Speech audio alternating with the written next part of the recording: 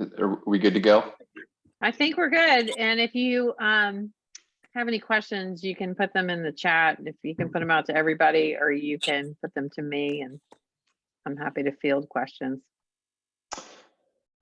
Okay, so we are going to kick off this meeting. This is the Winona Park Neighborhood Association. I want to apologize in advance that we've been kind of on hiatus from having meetings. We're just kind of getting back on track after a very long COVID pandemic. I think we're going to make a better effort to meet more often and do more community projects now that that's kind of receding into the rear view mirror. But anyhow, so this is our first meeting in quite some time. So we, don't have a very ambitious agenda set up for tonight. We do have obviously officer elections, which is kind of probably going to be the most important part of the meeting. But I just want to very quickly go over the agenda. So first of all, obviously right now we're doing the opening remarks, and then we're going to turn it over to our city commission and the police department. Representing the city commission are Mayor Garrett and the District 2 Representative Lisa Meyer. And from the police department, we're going to have Chief Richards give his report. After that, I'm just going to go over a couple items from the president, then I'll turn it over to our treasurer. And the next portion of the meeting will involve electing officers. And the next part is obviously going to be any committee opportunities. If anybody's interested in serving on any standing WPNA communities, that's your opportunity to raise your hand, let us know if you're interested. And then basically we'll have any miscellaneous items that anybody wants to address at the end of the meeting, and then we will adjourn at that point if there's no other open business that anybody wants to bring to the table. So without further ado, I'm going to turn the meeting over to Mayor Garrett. Go ahead. Hey, Tom, can I make a quick comment? Yes, real quick? Go ahead, Pete. Vice President of the Neighborhood Association. We also have Amanda Schroeder on, who seems like she's committee chair of everything, and Sigrid Swanson, and who's treasurer, and Jared Posey, who's our secretary. I just want to make a comment before we had the city come on that the city's here to provide a commentary and informational update on things that pertain to Winona Park. This isn't meant to be a proxy for city meetings and those type of things. So if you have specific concerns relative to those items, we just politely ask that you go through those channels and handle those accordingly. So with that, I turn it over to you, Mayor Garrett, for your information. All right. Thank you. I'm not seeing me. Are you seeing me? Yeah, we can see We you. can see you. Oh, good. Yep. Okay. All right. So yeah, for some reason my computer was not linking to the meeting, so I'm on my phone, so I couldn't tell. So thank you. I appreciate the opportunity to be here, and I wanted to just bring a few things. Updates on a couple of things that pertain particularly to Winona Park and some sort of citywide. But because I've had a lot of questions about some of these, for example, with the baby Kroger closing, I hope everyone has seen the announcement about the Publix grocery store shuttle that leaves, at this point, it is leaving from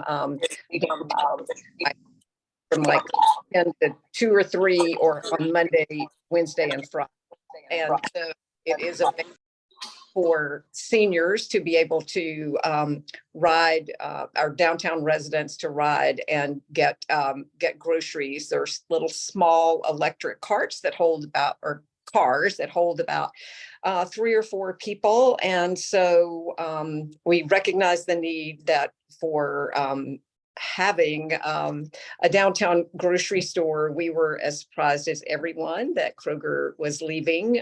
They left their lease early, and so but tried to find a way to provide some service for those that were literally dependent on the downtown Kroger for everyday groceries and needs. I also wanted to let everyone know, I hope this is good news. We are in the process of taking some additional homestead exemptions forward to the state legislature. These are considered local legislation. Normally they go through pretty easily, but we don't always know what's going to happen with working with our delegation, but we have support with our DeKalb County delegation that represents, we have Representative Carla Drenner. Amari Crawford is the new state representative who probably represents much of Winnona Park if you were in Renita Shannon's district, and the districts have been redrawn. So make sure you know whose district you're in. And then also Becky Evans and Mary Margaret Oliver, and our senator is Elena Parent. But the general homestead exemption, meaning that applies to everyone if you live in your home and you have to reside at your property, will change from $25,000 off the assessed value at 50%, and will raise from $25,000 to $40,000. The general homestead exemption for ages 65 and older, again, have to reside at the property. The current value is $10,000, and that will go up to $15,000. And these apply to the general fund, the Capital Improvements Fund, and the Downtown Development Authority Fund. And then an additional homestead exemption for those ages 62 and older. And if they're taxable income cannot exceed, we've had this $15,000 exemption for ages 62 and older, an additional exemption if their household income did not exceed 50,000, that is increasing to 60,000. So this will be on a ballot with our municipal elections, and there's also going to be a county SPLOST, a special local option sales tax that has been funding primarily some repairs and roads and bridges, and in Decatur's case, paying some debt on some of our previous bonds, as well as some transportation projects. So those are things to look forward to and to look for as we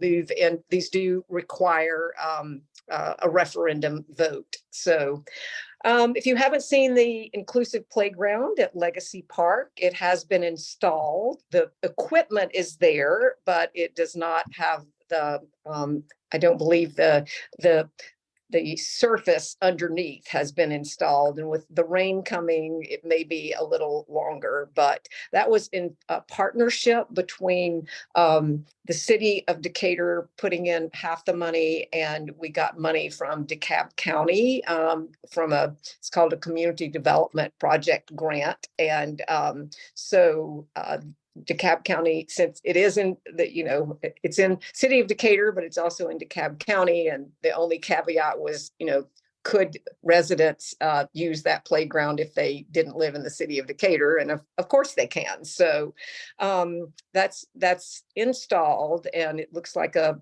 great playground. And this was an idea that came through the strategic plan from a class at Oakhurst, I think, that gave input. They said they would like to see additional opportunities for children that have additional needs for enjoying playground. You may be aware that we also received some funding for solar panels, and with a match from the city to install at the Public Works facility. Those will be operational, but should be operational by the end of February. We received funding, $750,000 of funding from Nikema Williams community projects budget for solar panels at the rec center. We hope those will be installed this year, and received $500,000 from Senator Ossoff's office for solar panels at the Beacon complex. So all good things to help us on our way for becoming to having cleaner energy and meeting our clean energy plan goals. Another thing that is certainly pertinent to Winnona Park is the South Housing Village. The construction is expected to start this spring. We're partnering with the Decatur Housing Authority. It will be 66 units in the south corner, and preserving the sort of wooded forested end on the very south portion of the property, and it will be where some of the existing duplexes, and I think there may be 2 houses there as well. And we did receive some $500,000 from Congressman Hank Johnson's office for infrastructure as a part of that project, to put in water, sewer, or to pay for that to be put in. And there will be a road will be extended to go to those additional units.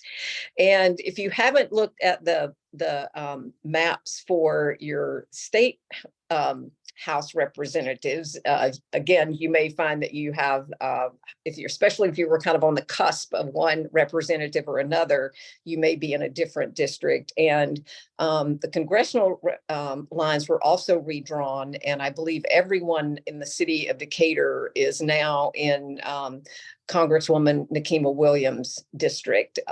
Congressman Hank Johnson had a small portion of the eastern part of the city of Decatur, but that border or that line has moved significantly east of us. So we're all represented by Nikema Williams. And then finally, I'm sure everyone noticed that a lot of signs were put out in yards, I think every 500 yards, not 500 number of yards, but feet apart, as part of the state law that requires zoning changes that are being considered to be that every area where the zoning change is being considered, that there be public notice in the form of a sign as a part of that process, and requires 2 public hearings, community input. And we really started talking about the missing middle housing about this time last year.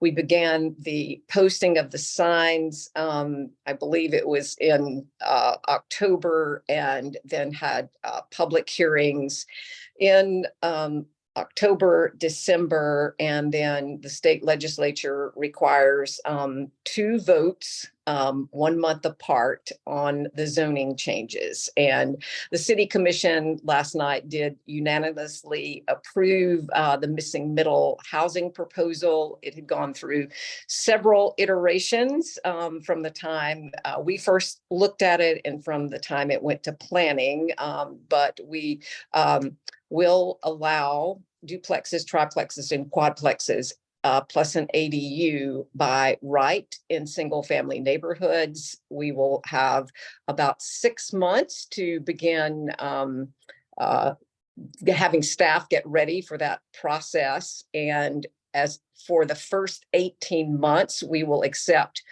only 3 permits per elementary school district, so that there are 5 elementary school districts. We adjusted some of the parking requirements to in response to the comments that we got. Originally, we were using like a 15-foot parking space, and we went to a 20-foot parking space because that's standard in our other zoning for the off-site parking. And we addressed, we tried to address as many concerns as we can, but also recognize the need that this re-allows a type of housing that we had in Decatur until I believe it was 1988. And I think everybody on this call recognizes that getting into Decatur for any type of housing now is pretty exclusionary, and we are looking for tools. This was one of the things that came out of our affordable housing task force that will offer a diversity of housing types and hopefully a diversity of folks that can enjoy living in the city of Decatur. So it generated a lot of comment. It generated, we had very long listening sessions in our 2 meetings where we took the vote. And I want to recognize that we all recognize that not everyone views this in the same way, but we are hopeful that this strategy will begin opening doors for those who might otherwise not be able to live in the city of Decatur. So I do believe Commissioner Meyer is also on the call, and she has additional comments, happy to turn the mic over to her. And I also want to remind everybody this is Black History Month, and I hope that you're doing something in celebration and recognition of that. So I'll turn it over to Commissioner Meyer. Thank you, Mayor Garrett. I actually don't have anything to add to that comprehensive update, and I forgive you all. I apologize. I hope you will all forgive me. I am very sick, so I am truly just here to be present, and I am truly apologetic that I don't have more to contribute. But thank you for having me, and next time I'll be well and ready to provide a great update. Plus, we all know you want to hear from Chief Richards anyway. Right. And I had I a do. I did sorry, go ahead. One of the things that I hope Chief Richards will talk about is the school zone cameras that we approved at our meeting last night. So I'll let him talk more about that. And I knew Commissioner Meyer was a bit under the weather last night, so I think she is still. I appreciate that you're on this call and just listening in. So I see a hand. I don't know who's raised it. Or... No, it's me. It's Okay. I had a quick question for you as a follow-up. So want to say thank you for the sidewalk implementation on Shadowmore. And I know that was like phase 1 of other that there was discussion around the sidewalk along Legacy Park. Do you just have any updates relative to extension of the sidewalk initiative? Yes, that was one of the things that we talked about at our retreat, and it has taken a long time to get all of we have to get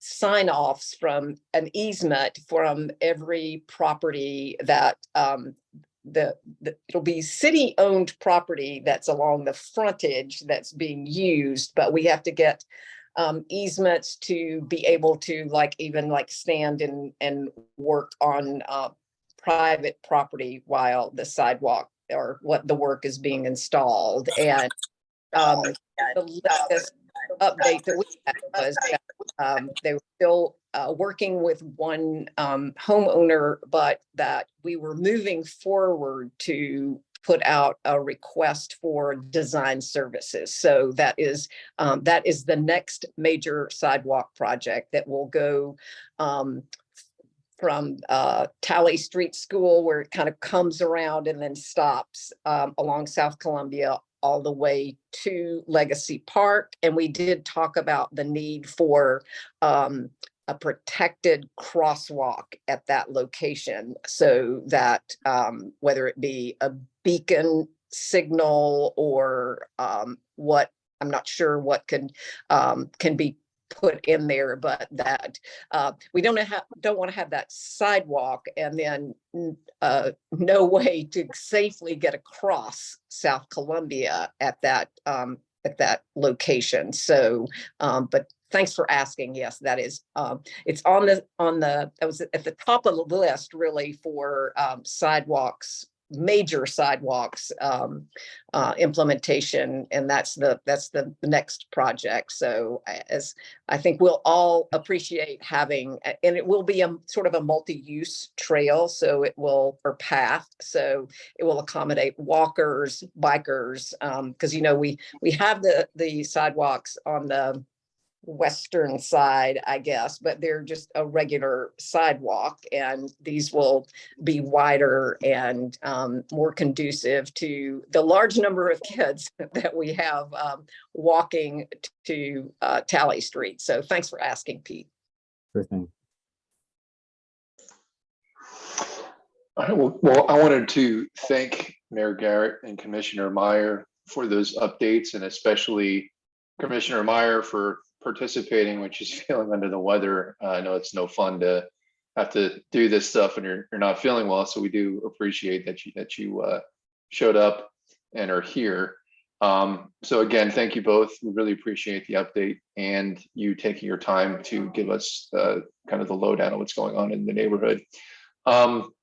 So the next part, we can move on to Chief Richard's update. I'll turn the floor over to him now. Okay. Good evening, everybody. Can you hear me? Okay. We can hear you fine. Okay. And like Mary Garrett, I apologize. I can't get my computer to log on correctly, so I'm having to be on my phone. So bear with me on that. But thank you all for having me this evening. I would like to give you a little bit of update on some things from the police department. Certainly, I know that y'all would like a crime update. Unfortunately, there have been a number of entering autos, what we call car break-ins, occur in the Winnona Park area.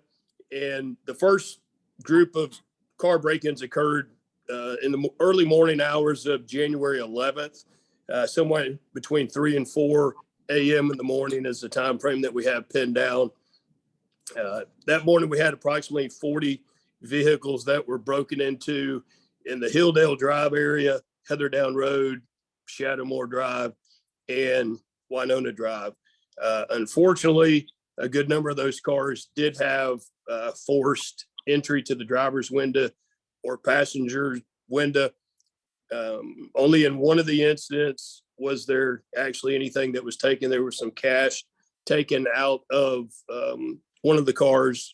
We were able to process all of the cars. We were not able to get any latent prints from there, which would lead us to believe that the suspect or suspects were wearing some type of gloves.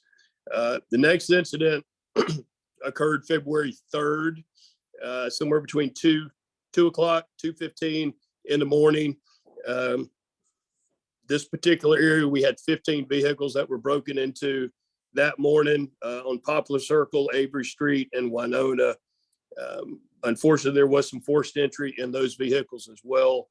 No items were stolen out of any of those vehicles. Due to the inclement weather, we were unable to process any of those particular vehicles. Same morning, another area.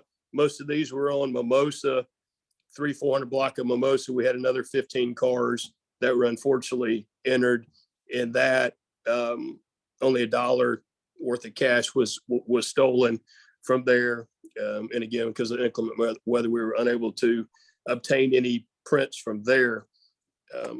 And certainly we've been asked, and I think even the officers that had processed some of this cars and had come out there, had laid mention that they could be looking for weapons.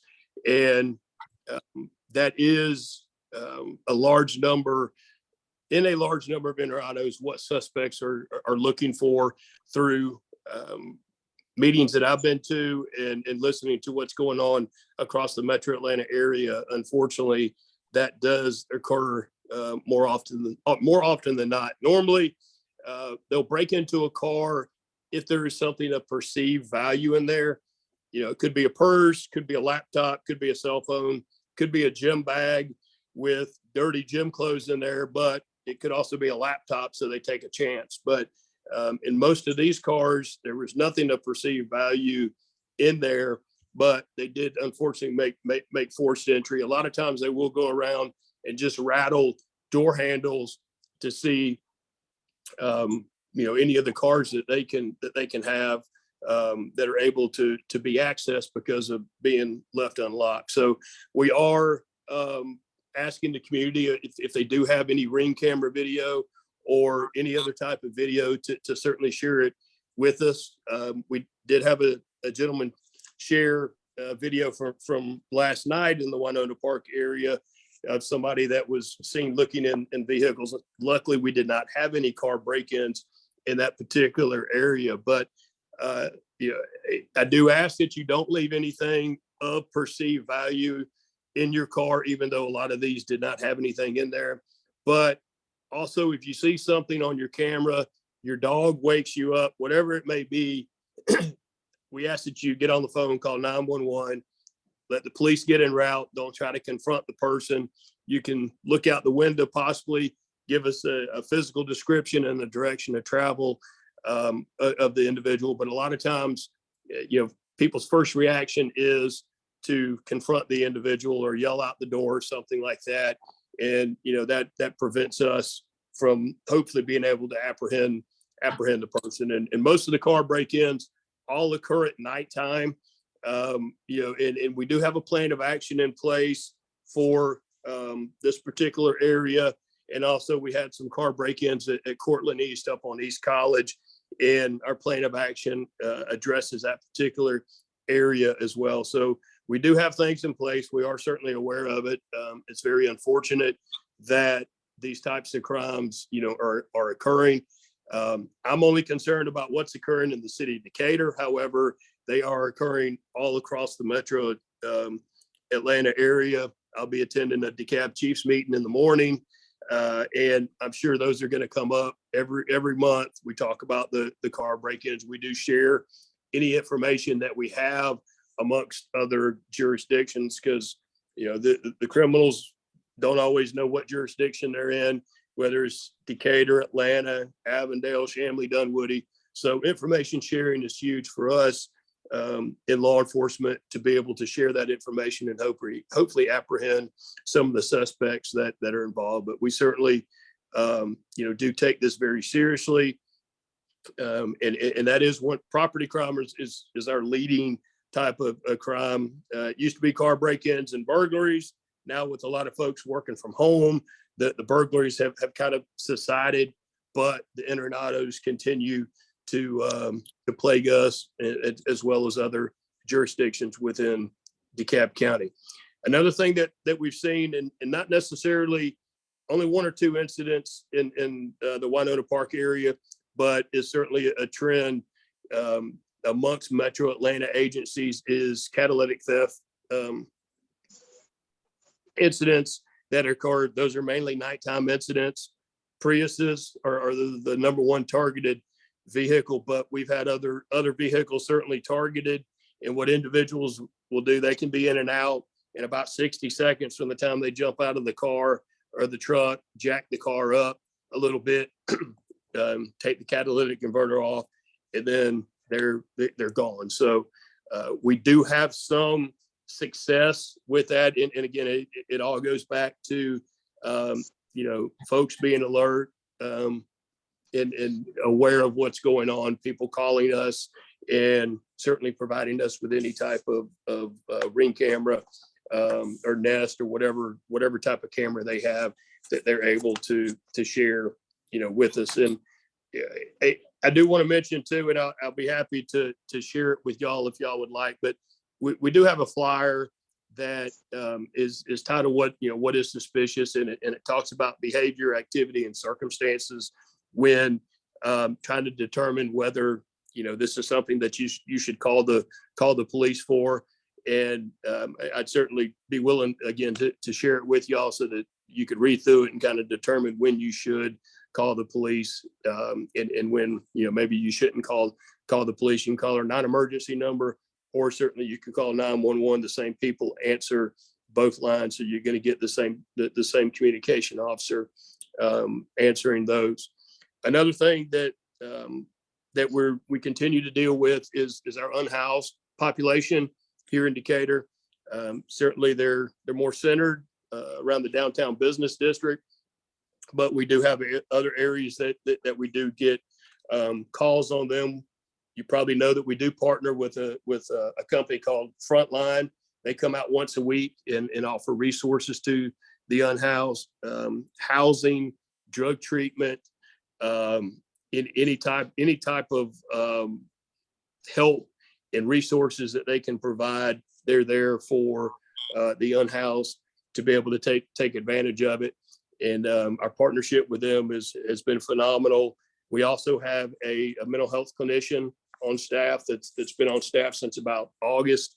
And she helps our officers with mental health calls. She responds with the officers, and she'll also do follow-ups, and she'll also do referrals as well. And that's been very instrumental even with our unhoused population, but certainly with individuals that are going through some type of mental crisis, to be able to do that. Unfortunately, and I know I don't have time to get into it here, but our partnership with that particular company is having to change, and we're going to look at other alternatives to be able to get another clinician on staff. But that has been very successful for us so far, as a police department, and certainly for the community as well. And then lastly, I'd like to talk about the school zone school enforcement program that the mayor had talked about last night. We presented a recommendation to the city commission to enter into an agreement with a company called Blue Line Solutions. State law some years ago passed a state law that will allow school zone cameras to be in place during school zone and can be enforced with a civil penalty. It's a $75 fine for the first offense and a $125 fine for the second offense. But we've identified 5 school zones so far within the city of Decatur. There's a permit process for each school zone that we have to submit to the Department of Transportation. South Candler is one of the school zones that has been identified, and the implementation is probably 6 to 8 months, just because of the permitting process and everything. But that will be one of the 5 school zones that we have identified. Initially, there may be more after that once we determine the effectiveness of the program. But one thing that, or actually a couple of things that intrigued us about this particular company, they were the only ones that did talk about a reduction in speed. And they have a 94.5% reduction in speeding in school zones after a 90-day period.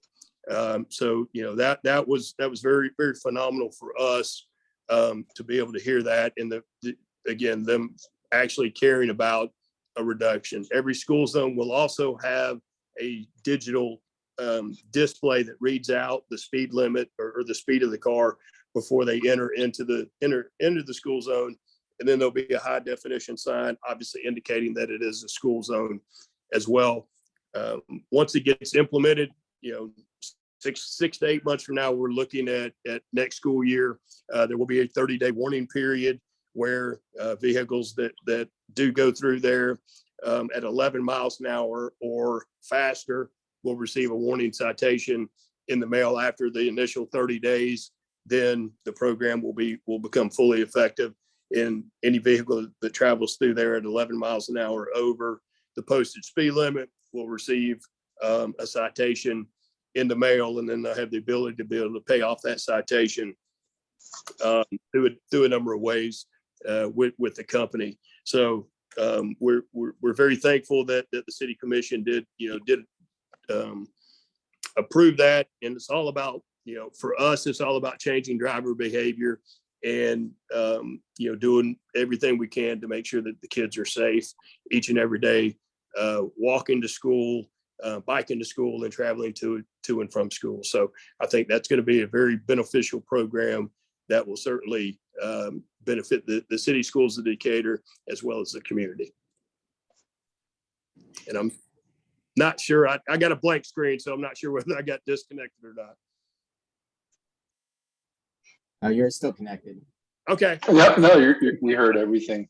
Thank you so much for the update. And before we end that portion, I think we had a member who left a question, Jenny Hawkins. I think she had wanted to know about those break-ins, and I just wanted to reach out to her and ask if Chief Richards had satisfactorily answered the questions that you had put in the text section. Yes, thank you. Can you hear me? Yes, we can. Okay, sorry, I apologize for that. I'm in the car. So yes, thank you, Chief Richards. I think I had 3 cards damaged on January 11th, and I know that my view of this crime is vandalism. I mean, our cars were not entered that we could tell. There were no consoles open. There were no glove boxes opened, as has been the case when they've been rifled through in the past, if we were to leave them unlocked. Right. So that was a very similar experience of our neighbors. I find it hard to believe that no one in the neighborhood has any camera footage of these incidents. It's been multiple streets in different places. I think it's going to continue until these folks are caught, because they've now had several successful hits. And I have not seen increased police patrolling. I'm not up all night, but I have been keeping an eye on that and haven't seen increased patrolling. Is that part of your plan? Yes, ma'am, it is. Okay. Yeah. So Are there I mean, any other suggestions you have for, the community to put in place?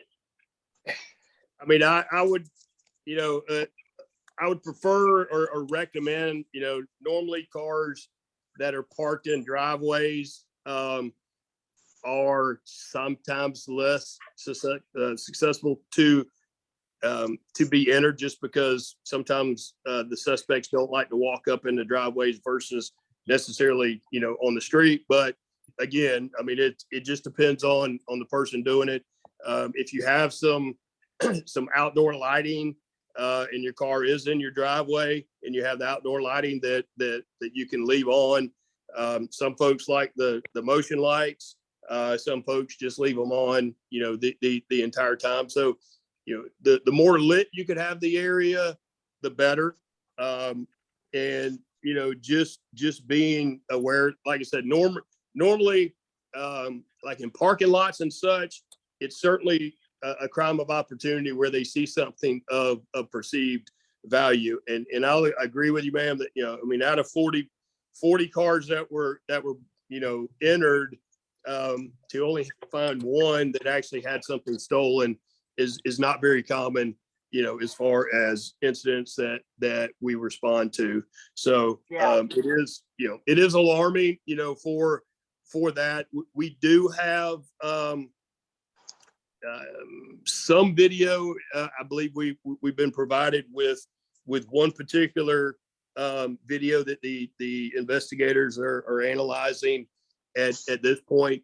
But I would encourage, folks to, whenever these things do occur, if you could go back through whatever product that you do have, if you have one, and be able to go through it and provide it for us.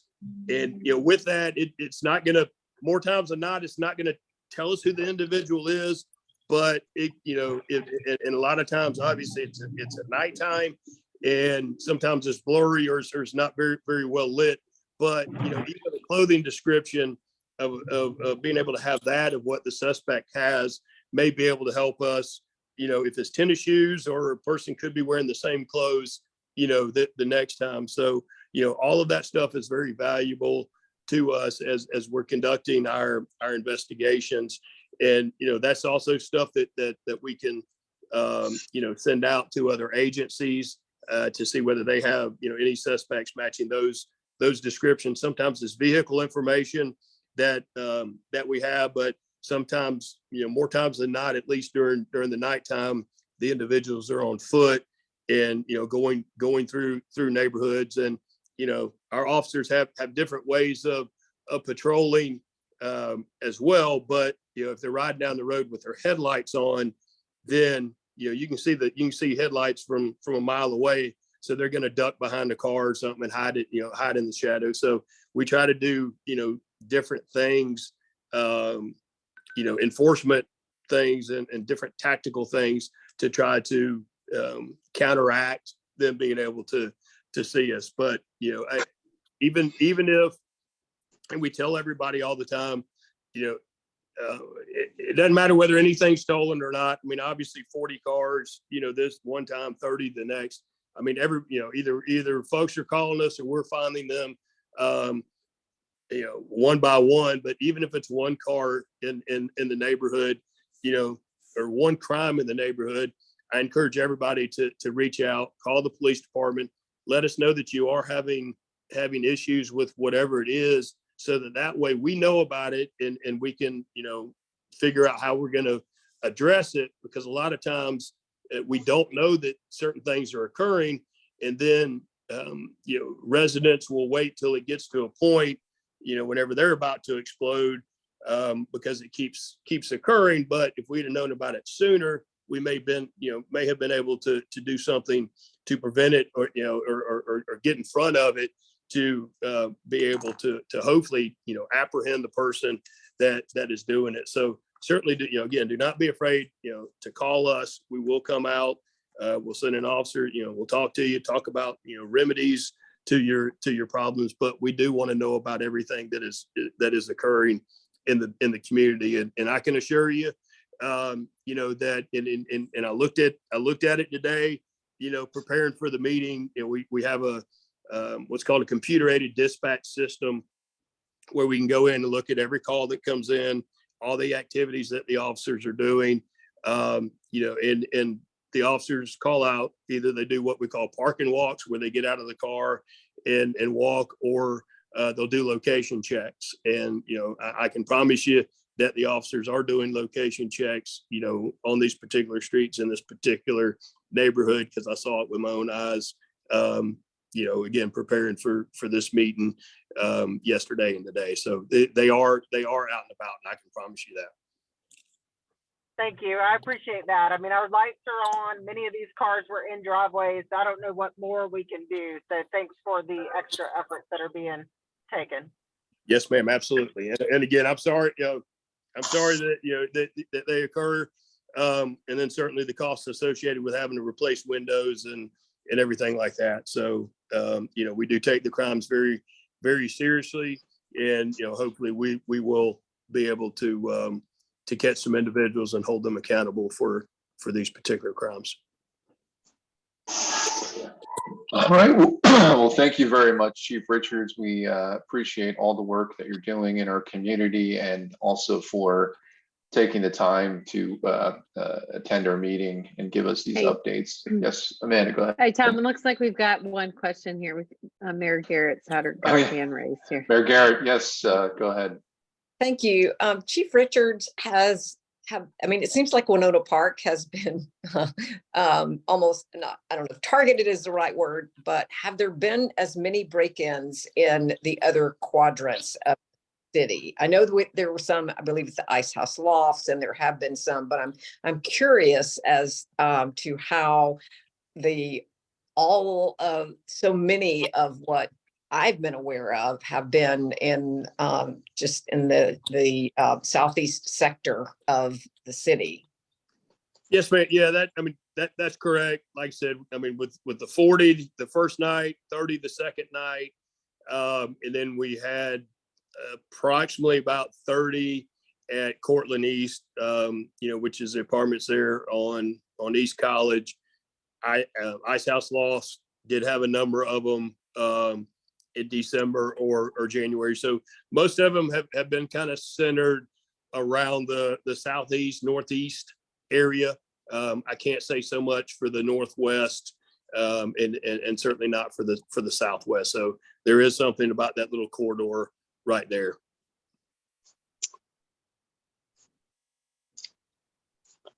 All right. Well, thank you very much, Chief Richards. Again, we appreciate the update.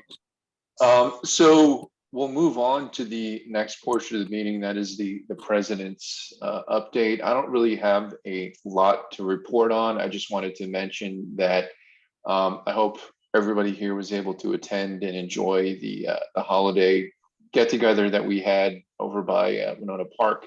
This is the second year that we did that. And, hopefully it'll turn into, kind of an annual tradition. And, also we did the luminary sale. Those all went off. Unfortunately, we did not do the community yard sale in 2022. That's something that we're going to try to bring back in the future. Another thing that I wanted to do, and Pete kind of did it for me already at the beginning, I neglected to introduce the members of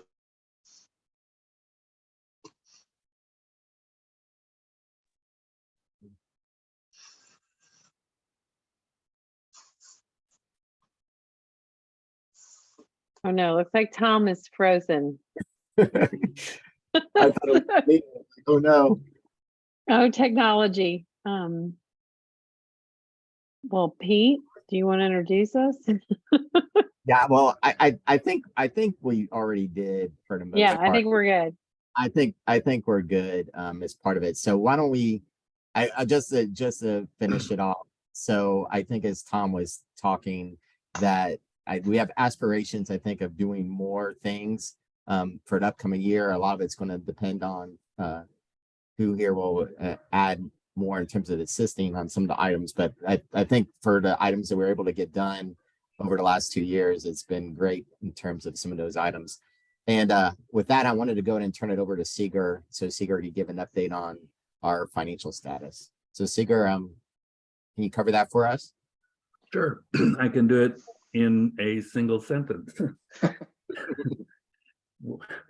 We currently have cash on hand of $5,467.13. So we're in good shape as an organization financially.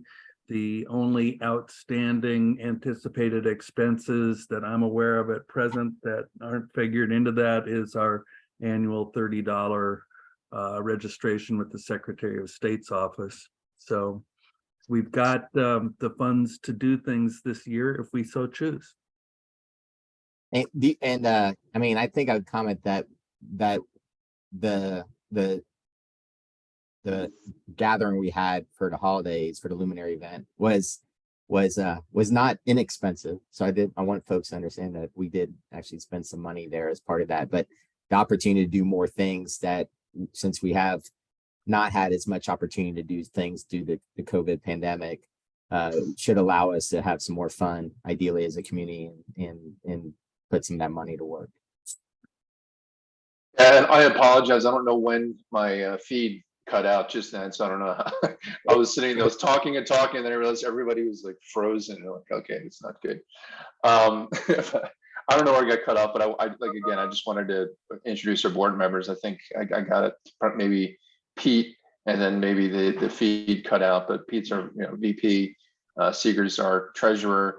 We have Jared as our secretary. Amanda Schroeder she's our social chair, and also has been kind of doing double duty. We had a social media person here, but Julie Brody, she moved out of the neighborhood recently. And then we also have Marsha Lampy here, who's been instrumental in revamping our WPNA website. I don't know if you've seen kind of the before and after, but we had, kind of an older website that was in dire need of a refresh, and Marsha took care of that, did a phenomenal job. So if you have not visited our new website, I would highly recommend going there and checking it out.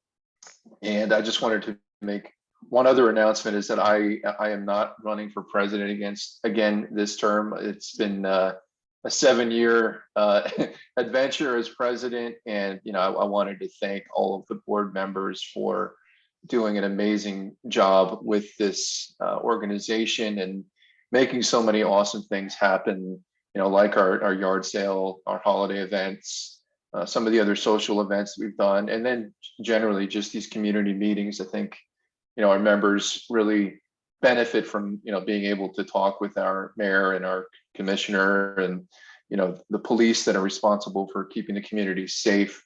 So again, it's been a tremendous privilege for me to serve on this board. And, I wanted to thank all of the current board members and chairs that are here for the work that they do.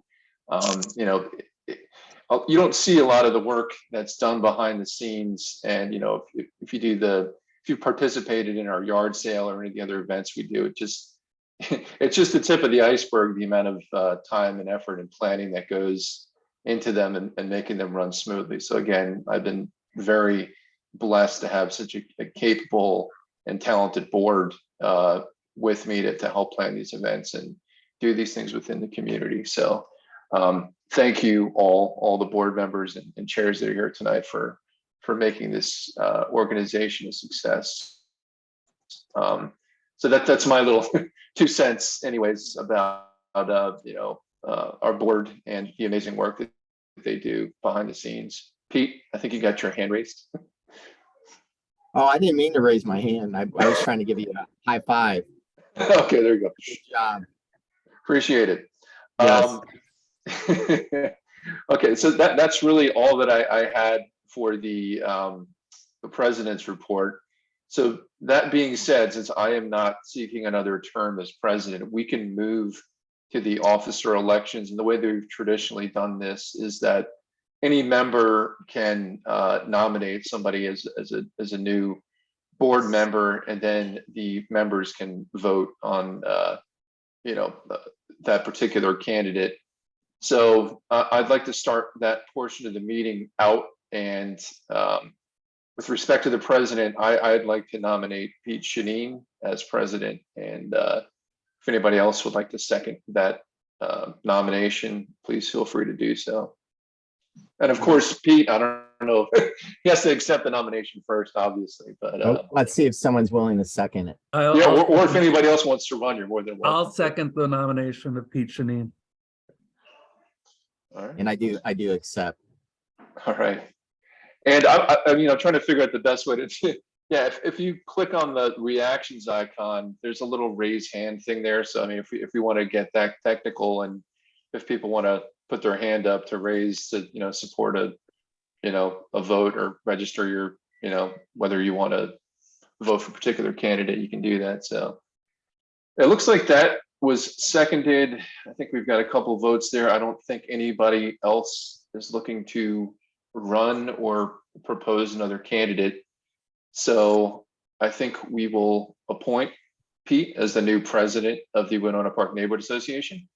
And of course, now that leaves a vacancy in our vice president spot. So if anybody is interested in running for that or would like to nominate someone, please feel free to do so now.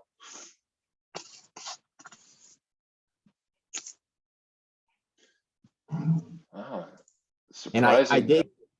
I did discuss with Sager that if we have a absence for tonight, then we as a board can recruit someone and get the spot filled. So, but if for anyone who doesn't want to commit tonight and they would like more info, be happy to talk with them later if there's any interest. All right, so if no one is interested in putting themselves up as a candidate or nominating somebody else, it looks like that's not going to happen. So I guess we'll try to do that behind the scenes and try to recruit somebody for that vice president spot after the meeting. Okay, so then the next position is the treasurer. And again, I will renominate Seeger Swanson for that position. And I'll second that. Seconded by Pete. Would anybody else like to run for treasurer or have any other candidates they'd like to nominate? Oh, I heard a dog bark. Is that all right, so I don't think we can allow canine members of the board. So I think Seeger is going to be the only candidate for secretary. It looks like we have a seconded vote on that. So I think we're going to move to have Seeger fill the position or refill the position of secretary. Treasurer. So I'm sorry, treasurer, I'm getting ahead of myself. Yes, treasurer. So obviously the next position will be secretary, which is currently held by Jared Polly. I will move to renominate Jared as the secretary. If anybody would like to second that I'll motion. second that. Of course, assuming that Jared accepts that nomination. Jared, do you accept? Do we have to- He gave us the thumbs up. It looks like he's Okay, got good. thumbs up on it. Okay. So, all right, well, that was pretty easy. Looks like we'll just have to work a little bit behind the scenes to find a new vice president. So, okay, well, that looks good. Looks like we got that taken care of. We'll, as I mentioned, we'll just try to find a new candidate for the vice president. So the next portion of the meeting was WPNA committee opportunities. I'll turn that over to Pete. I know that we have a couple of standing committees that we're always looking for volunteers to serve on. So Pete, you want to just give a general description? Pete, also, I know that you're under a bit of a time crunch. So No, it's okay. Yeah, no, I appreciate it. Let me just do my little pitch to those that are on the call. Say first, thank you for joining the call today. To stay involved with what's going on in our community is fantastic. But we have this tremendous opportunity that you may not be aware of, where you can have the ability to chair your own committee. And if you don't want to chair, then you have the opportunity at least to be part of the committee. If you go to our lovely website, it's WPNAdecatur.com. You can go to the About Us portion, and the committees are listed there, so you can learn a little bit more. But the committees that we have available are the communications committee. And so as you would imagine, the communications committee is responsible for basically promoting what's going on in the neighborhood, helping people keep informed and engaged. So we have things that we do very heavy in terms of using our social, particularly through the WPNA shares as an example, to be connected. The second piece, which if you are more apt to be a social type of person, is to be involved in our social committee. So the social committee is would be responsible for supporting things like we did with the Luminary event. We've done picnics out in the park, food trucks, those type of things. So it's a great opportunity to be involved there. The third committee we have is the Environment and Infrastructure Chair.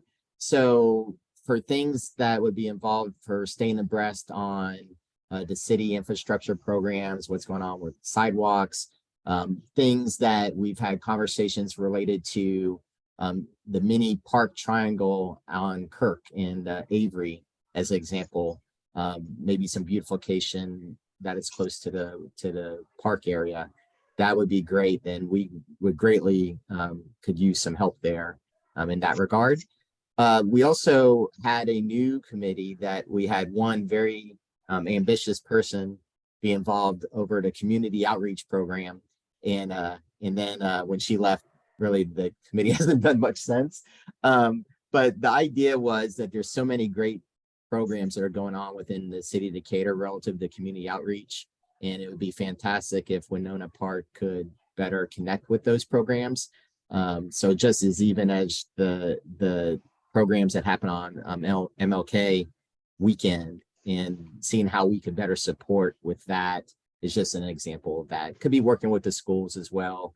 Those kind of opportunities for those that are really interested in creating more connections within the community, both within Winnona Park, across the city. That would be a great opportunity for you. And then the last piece, which you maybe missed the opportunity here, is the Development and Zoning Committee. So this would be a great liaison between Winnona Park and the city relative to the different initiatives that are being involved for development and zoning around Decatur, particularly those that are with Winnona Park. So the things that were just brought up by Mayor Garrett on the missing middle, on the Legacy Park, and those type of things, just so we could have more of a voice and connectivity as part. So those are the different opportunities that we have available there. I also see one for membership. I didn't even realize we had a membership committee, but if you want to get involved, we would love to have you any way we can. And it's a great opportunity to connect with folks, to learn more about our community, learn more about our neighbors.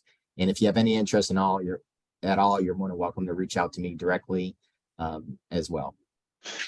So Pete, you just gave such a compelling presentation that we already have somebody asking about we have Kate Merrihew is interested in helping with social events. So you Great. did a great job. All right. Sounds great. Well, no, we really appreciate it. And don't It's be because I run with Jenny, so I feel like I have to. So Yes, Jenny is the silent board member here. Jenny is my wife, for those that don't know, and she is the most social person I know, but she cannot be committed to do anything under structure. Everything's got to be on the down low. So just know she's involved. All right. Well, thanks a lot, Pete. And, as Pete mentioned, if you're interested in any of those committees, please feel free to reach out to the WPNA or any of the individual board members, and we'll try to get you appointed to one of those boards and get you up and running. And or those committees, I'm sorry. I just had one other comment that really too is that we are not a secret society. So please invite others to get involved with the WPNA. Invite them to join. If they're on Facebook, to join our group, WPNA Shares, as long as they don't sell HVAC services, they can join. And then two is just, if you know of folks that are new to the neighborhood, please reach out and also help connect them with us as well. We would love that's a great way for new neighbors to get to know others in the neighborhood, is through the association.